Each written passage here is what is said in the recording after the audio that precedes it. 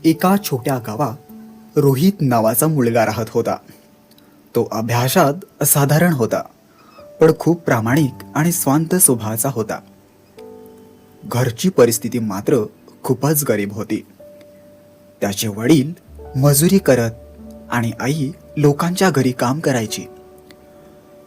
रोहित रोज शाळेत जायचा, पण त्याच्या चेहऱ्यावर नेहमी चिंता दिसायची, कारण परीक्षेचा काळ जवळ आला होता आणि त्याला वाटलं होतं की तो नापास होईल. एक दिवस इंग्रजीचे शिक्षक वर्गात आले आणि त्याला रोहितला थांबायला सांगितलं. वर्ग संपल्यानंतर शिक्षक म्हणाले, रोहित, उद्या सकाळी माझ्या घरी ये. हे ऐकून रोहित घाबरला. त्याला वाटलं की त्याने काही चूक केली असावी. रात्रभर तो चिंतेत होता. दुसऱ्या दिवशी तो भीतीने शिक्षकाच्या घरी गेला. दरवाजा उघडला तेव्हा शिक्षक हसत त्याला आत घेऊन आले. घरात पुस्तकं, टेबल आणि अभ्यासाचं वातावरण होतं. शिक्षक म्हणाले, रोहित, मला माहीत आहे तू हुशार आहेस, पण तुला योग्य मार्गदर्शन नाही. त्यांनी रोहितला बसवलं आणि रोज थोडा वेळ अभ्यास शिकवला. सुरुवात केली, पण अभ्यासच नाही तर आत्मविश्वास कसा वाढवायचा आणि वेळेचं नियोजन कसं करायचं हेही शिकवलं. काही दिवसांनी रोहितमध्ये बदल दिसू लागला.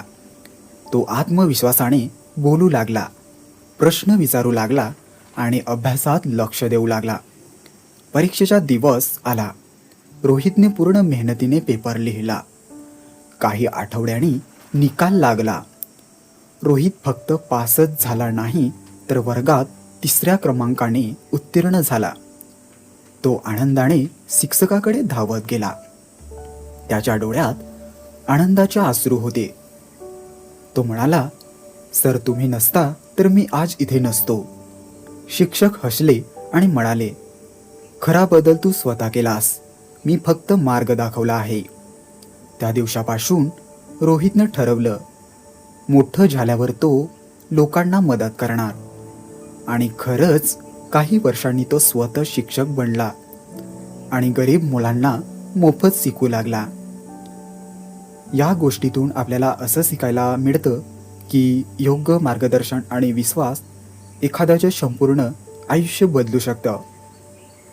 ही गोष्ट तुम्हाला कशी वाटली? जर आवडली असेल तर व्हिडिओला लाईक करा आणि असेच नवनवीन व्हिडिओ पाहण्यासाठी या चॅनलला सबस्क्राईब करा.